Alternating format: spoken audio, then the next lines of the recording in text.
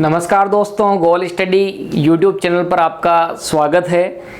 आज हम बायोलॉजी के बारे में पिछले वीडियो में चर्चा किया था और उसमें मैंने रक्त का सामान्य परिचय आपको दिया था।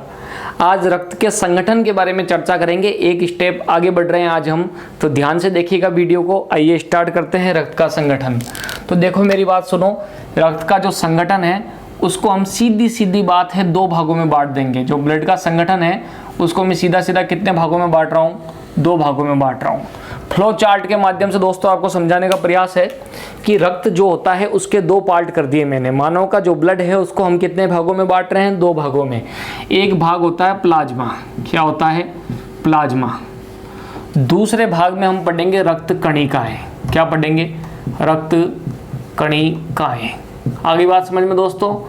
एक भाग में तो हम क्या पढ़ रहे हैं? प्लाज्मा। दूसरे भाग में हम क्या पढ़ेंगे? रक्त कणिकाएं। अभी जब मैंने पिछला वीडियो बताया था तब एक बात कही थी, रक्त को हम एक अर्ध ठोस तरल संयोजी उत्तक कहते हैं। यह कहने की सबसे बड़ी वजह क्या है? ना तो मैंने रक्त को द्रव कहा, ना मैंने रक्त को ठोस कहा, मैंने तो उसको अर्ध ठोस तरल संयोजी उत्तक कहा। इसकी वजह जो है अब आपको समझ में आएगी, क्योंकि प्लाज्मा जो है एक तरल या द्रव अवस्था है। प्लाज्मा कैसी अवस्था होती है? तरल या द्रव अवस्था होती है दोस्तों, ठीक है।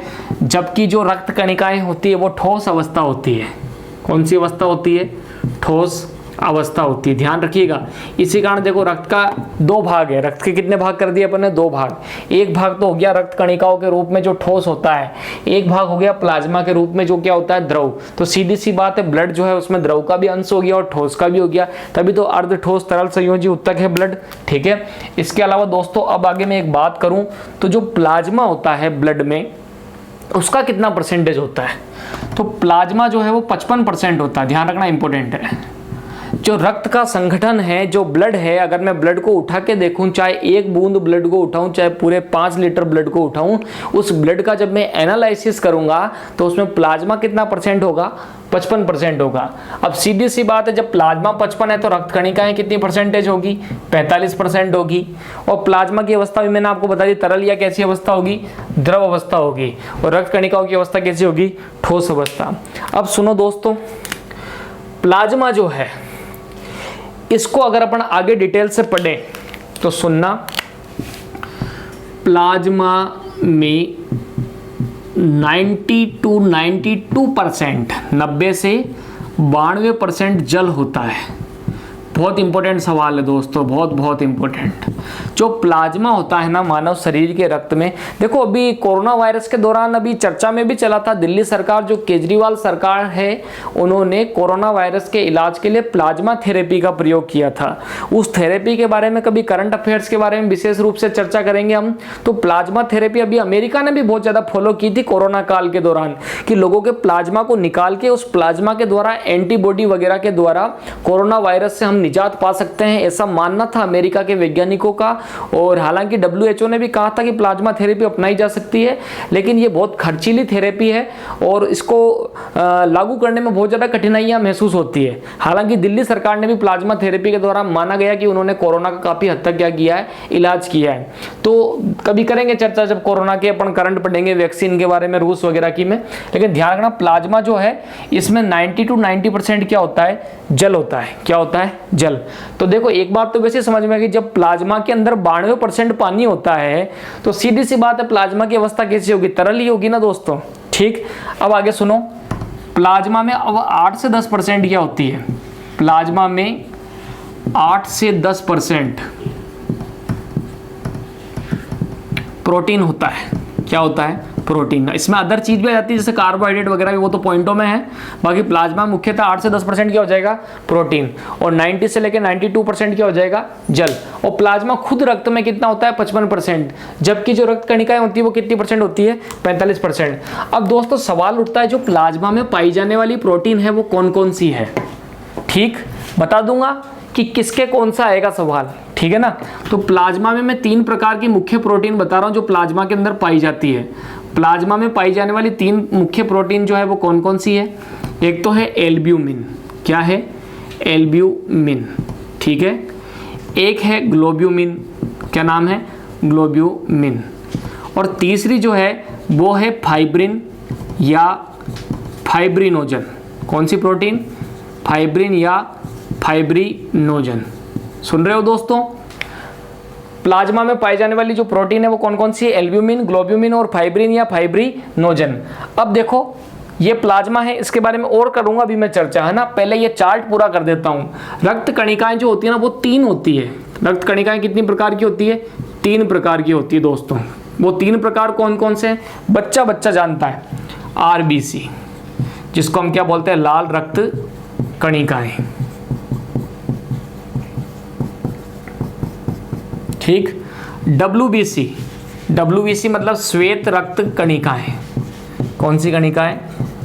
दोस्तों इस संगठन के फ्लो चार्ट को लिख लिख के प्रैक्टिस कर लेना, चाहे रट रट के प्रैक्टिस करना, जैसे भी प्रैक्टिस करो, लेकिन इस चार्ट को जरूर याद कर लेना क्योंकि बहुत इंपॉर्टेंट है। और जिसमें प्लाज्मा का तो रोल बहुत ही ज्यादा इंपॉर्टेंट हो रहा है अभी कोरोना काल के अंदर। कोरोना के इलाज में भी प्लाज्मा थेरेपी का प्रयोग हो रहा था, ठीक है ना। तो और तीसरा हिस्सा कौन सा है कणिकाओं का? प्लेटलेट या बिंबाणु। ये आपका दोस्त जो आपका क्या जमाता है? थक्का जमाता है। अब सुनो, सीधी सीधी बात है, ब्लड के कितने हिस्से? 2 हिस्से। एक हिस्सा कौन सा? प्लाज्मा। एक हिस्सा कौन सा है इसका? अपना रक्त कणिका है। प्लाज्मा वाला हिस्सा जो है वो क्या होता है? द्रव होता है या तरल होता है, जबकि कणिकाओं वाला हिस्सा कैसा होता है? ठोस होता है। प्लाज्मा में 92% पानी है। अब एक बात बताओ, 92% जब प्लाज्मा में पानी है तो सीधी सी बात है कौन सी अवस्था होगी? तरल अवस्था ही होगी ना। और 8 से 10% क्या होती है? प्रोटीन। और ये तीनों प्रोटीन के नाम रट लेना, एल्ब्यूमिन, ग्लोब्यूमिन और फाइब्रिन या फाइब्रिनोजन। और किसी को इनको भी याद करने में जोर आता है तो उसका भी मेरे पास सॉल्यूशन है। केवल और केवल ये प्रोटीन भी आप याद रख लेना क्योंकि ये बहुत इंपॉर्टेंट प्रोटीन है। जब अगली स्लाइड पढ़ाऊंगा ना तो इसमें आपको बताऊंगा फाइब्रिन के बारे में। इधर रट लेना, बहुत इंपॉर्टेंट। 45% रक्त में क्या होती है? रक्त कणिकाएं होती है। और ये कणिकाएं कैसी अवस्था में होती है? ठोस अवस्था में होती है दोस्तों। आरबीसी, डब्ल्यूबीसी और प्लेटलेट या बिंबाणु। पहले इसका स्क्रीनशॉट लो, फिर इनके बारे में डिटेल से चर्चा करेंगे। तो दोस्तों स्क्रीनशॉट ले लिया होगा। अब आगे सुनो मेरी बात। ये तो समझ में आ गया होगा ऐसा मैं विश्वास करता हूं। इजी से इजी वे में आपको बताने का मैंने क्या किया है? प्रयास। अब देखो पहले इधर करते हैं चर्चा, है ना। ठीक। तो देखो एल्ब्यूमिन, ग्लोब्यूमिन और फाइब्रिनोजन, है ना। सबसे पहले मैंने किसकी बात करी? एल्ब्यूमिन। अभी बता दूंगा क्या याद करना है क्या नहीं करना। फिर बात कर रहा हूं मैं किसकी? ग्लोब्यूमिन की। ठीक। एल्ब्यूमिन जो है प्रोटीन, वो क्या करती है? परासरणी क्रियाओं का नियंत्रण करती है। कौन सी क्रियाओं का नियंत्रण करती है? परासरणी क्रियाओं का नियंत्रण करती है। 1 मिनट चलो, फिर आपका माइंड जो है डिस्टर्ब होगा। पहले मैं इस वाली साइड को मिटा देता हूं ताकि कोई टेंशन नहीं रहे। अब सुनो आगे। एल्ब्यूमिन किसका नियंत्रण करती है? परासरणी क्रियाओं का। ग्लोब्यूमिन किसका निर्माण करती है? प्रतिरक्षा तंत्र में काम आती है ग्लोब्यूमिन। प्रतिरक्षा तंत्र में उपयोग। और तीसरी जो है, पेपर में ये दोनों ही नहीं आएगी आपके, तो जो जनरल साइंस मेरे को लगता है पटवारी पुलिस वालों के तो इनसे पाला ही नहीं पड़ेगा, ठीक है ना। लेकिन फिर भी तो करते हैं चर्चा। परासरण का नाम आपने सुना ही होगा, ऑस्मोसिस जिसको अपन बोलते हैं, केमिस्ट्री में आता है। डिटेल से केमिस्ट्री में समझेंगे। तो एल्ब्यूमिन नाम की जो प्रोटीन है वो आपको तो इतना याद रखना है, एल्ब्यूमिन, ग्लोब्यूमिन और फाइब्रिन या फाइब्रिनोजन है क्या? प्रोटीन है। ठीक। और एक और तुक्का मारना बता दूं, जिसके भी पीछे ईन की या मीन की आवाज आती है वो अक्सर आवाज किसकी होती है? प्रोटीन की, ठीक है ना। कैरोटीन, ठीक है। इधर आपके एल्ब्यूमिन, ग्लोब्यूमिन, फाइब्रिन, ऐसे नाम ईन की जो भी आवाजें आ रही है सब क्या होता है? आपके प्रोटीन होता है। किरेटिन वगैरह, ठीक है ना। तो एल्ब्यूमिन, ग्लोब्यूमिन का इतना बड़ा रोल नहीं है। ग्लोब्यूमिन का थोड़ा ध्यान रखना, प्रतिरक्षा तंत्र में उपयोग होता है। लेकिन अब एक बहुत बहुत इंपॉर्टेंट चीज बताने वाला हूं, इसको तो सीरियसली देखना। फाइब्रिन या फाइब्रिनोजन बहुत इंपॉर्टेंट चीज है। देखो क्या है ये फाइब्रिन या फाइब्रिनोजन। सुनो दोस्तों, जब भी आपने गौर किया होगा आपकी कोई चोट लगती है, ठीक, मानो ये किसी का हाथ है, ठीक, ये हाथ है, ठीक, इस हाथ पे इस जगह आपकी क्या लग गई है? चोट लग गई है। लग गई चोट लगते भैया आपके यहाँ से क्या निकलेगा? खून। क्या निकल रहा है? ये खून, रक्त स्राव हो रहा है। क्या हो रहा है? रक्त स्राव, ब्लड बाहर निकल रहा है। आपको एक चीज़ बताता हूँ, आपने देखा ये एक आपके सामने एक स्ट्रक्चर बनाऊंगा अभी, पहले सुनो। हाँ, जनरली आज तक आपने साइंस पढ़ी होगी और इतना मैं विश्वास करता हूँ ये तो आपको पता भी होगा कि जो प्लेटलेट या बिंबाणु नाम की जो रक्त कणिका होती है वो हमारे खून का क्या जमाती है, थक्का जमाती है। जब भी आपके खून आएगा आप उस जगह को ढक के मतलब दबा के रखोगे तो 4 से 5 मिनट बाद उस जगह पर अपने आप खून जो है रुकना क्या हो जाता है, जो आना होता है वो क्या हो जाता है, बंद हो जाता है और खून क्या हो जाता है, रुक जाता है। इसके पीछे वजह क्या है, प्लेटलेट या बिंबाणु। लेकिन मेरी बात सुनो, प्लेटलेट या बिंबाणु तो मालिक है, उसके नीचे भी कई सारे नौकर काम करते हैं। ये रहा नौकर, कौन, फाइब्रिन या फाइब्रिनोजन। जैसे खून आया काड़ू के, तुरंत हेडक्वार्टर को पता चलता है मस्तिष्क को कि हमारे क्या आ गया, खून आ गया। वो अपनी बॉडी के सारे भागों को, सारे विभागों को सक्रिय कर देता है कि हेलो हेलो वहां से खून आ रहा है, आप तुरंत अपने स्थान पर पहुंचो। प्लेटलेट एक्टिव हो जाती है, खून आते ही प्लेटलेट या बिंबाणु एक्टिव हो जाता है कि चलो, अपने सारे नौकरों को लेके चलती है वो कि आओ जाकर के हम क्या करते हैं, खून का थक्का बनाते हैं। तो बहुत इंपॉर्टेंट है फाइब्रिन या फाइब्रिनोजन एक क्या है। पहले तो एक चीज ध्यान रखना, प्रोटीन है। सवाल पक्का आएगा कि फाइब्रिन या, वो गए जमाने जब आते थे सवाल कि सबको खून कौन दे सकता है, सबसे खून कौन ले सकता है, अपने को इनमें ही नहीं पड़े रहना है, अब अपने को हर चीज पढ़नी है। तो फाइब्रिन या फाइब्रिनोजन क्या है, प्रोटीन। आई बात समझ में। जैसे ही रक्त स्राव हुआ प्लेटलेट या बिंबाणु एक्टिव हो जाएगी। और सुनना, एक प्रोटीन जो है वो खून का थक्का जमाने में बहुत काम आएगी, कौन सी, फाइब्रिन या फाइब्रिनोजन। देखो अगर आपको इंग्लिश आती है तो एक शब्द आपने सुना होगा, फाइबर। सुना फाइबर? फाइबर का मतलब रेशे या तंतु होता है। फाइबर का मतलब क्या होता है, रेशे या तंतु। आप नाम नहीं सुनते का, ऑप्टिकल फाइबर, जियो फाइबर, आजकल लगाते हैं ना लोग बहुत सारे, बिल्कुल केबल लगाते हैं, केबल, ठीक है ना। तो फाइबर का मतलब क्या होता है, रेशे या तंतु या तार। फाइबर का मतलब समझना, देखो बहुत इजी लैंग्वेज में समझाने का प्रयास कर रहा हूँ, और की तरह नहीं कर रहा मैं, और तो डायरेक्ट बोल देता है कि फाइब्रिन क्या काम करता है। मैं आपको रटना नहीं, नाम में ही आंसर निकालना सिखा रहा हूँ कि फाइब्रिन या फाइब्रिनोजन एक प्रोटीन है। अब आपसे पूछा कि ये क्या काम आती है, कोई दिक्कत नहीं, याद नहीं रहा तो अभी बता रहा हूँ कैसे याद रहेगा। फाइबर मतलब क्या होता है, रेशे या तंतु या तार। अगर एक बात बताओ, ये मेरा बॉडी का कोई अंग है, इस जगह से क्या निकल रहा है, खून। अब यहां पर फाइबर आए, क्या है, फाइबर। देखो ये तार आ रहे हैं, क्या आ रहे हैं, ये तार आ गए, ठीक। इसमें ये छोटे छोटे से तार जुड़ गए, जुड़ गए।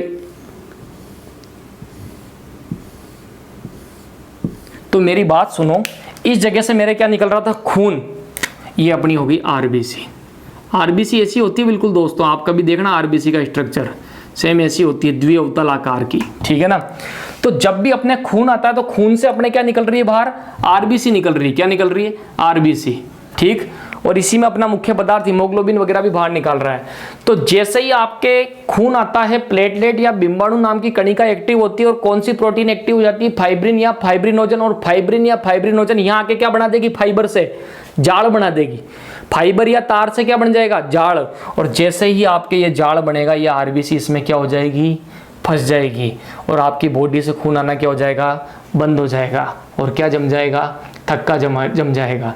तो रक्त का थक्का क्यों जमा, क्योंकि फाइबर की क्या बन गई, जाली। फाइबर से क्या याद रखोगे, फाइब्रिन या फाइब्रिनोजन। तो वो प्रोटीन कौन सी है जो रक्त का थक्का जमाती है, पक्का याद रहेगा ना, फाइब्रिन या फाइब्रिनोजन, ठीक है। तो यहां पर एक लाइन लिखी दूं, रक्त का थक्का बनने में सहायक प्रोटीन, रक्त का थक्का बनने में सहायक प्रोटीन। देखो रक्त का थक्का इतना आसानी से नहीं जमता, एक बहुत जटिल प्रक्रिया, उसकी भी 3-4 रिएक्शन होती है।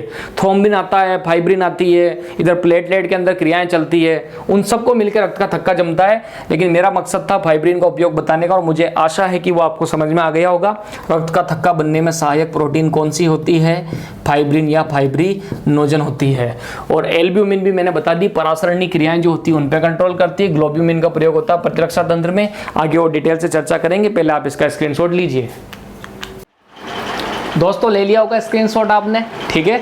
अब दोस्तों वैसे तो मैं इसी वीडियो में आपको आगे की चीज़ें और बताना चाह रहा था, लेकिन मैं सोच रहा हूँ पॉइंट टू पॉइंट चले। पहले वीडियो में हमने रक्त का परिचय देख लिया, दूसरे वीडियो में हमने रक्त का संगठन देख लिया। अब अगले वीडियो में मैं आपको आरबीसी के बारे में बता दूंगा, फिर डब्ल्यूबीसी प्लेटलेट के बारे में भी क्या करेंगे, हम चर्चा करेंगे, ठीक है ना। तो दोस्तों इस वीडियो में इतना ही हम जारी रखते हैं, ठीक है। अगले वीडियो में एक बार फिर हाजिर होंगे। और दोस्तों गोल स्टडी को सब्सक्राइब कीजिएगा, लाइक कीजिएगा, शेयर कीजिएगा। देखो गोल स्टडी द्वारा आपको जो गुणवत्तापूर्ण और कम समय में जो उत्तम सामग्री दी जा रही है उसका आप नियमित रूप से अध्ययन कीजिए। डेली जो 4 से 5 सब्जेक्ट्स के वीडियो आते हैं उनको आप पूरा देखिए, शेयर भी कीजिए। ये आपके जो अध्ययन है, चाहे आपने कहीं से भी पढ़ा हो, किन भी नोट से पढ़ा हो, मुझे पूरा विश्वास है उनमें कुछ ना कुछ आपको नई जानकारी हासिल होगी। तो जुड़े रहिए गोल स्टडी के साथ और आपका और हमारा स्नेह इसी प्रकार से जारी रहे। अगली वीडियो में हम प्रस्तुत होते हैं। धन्यवाद।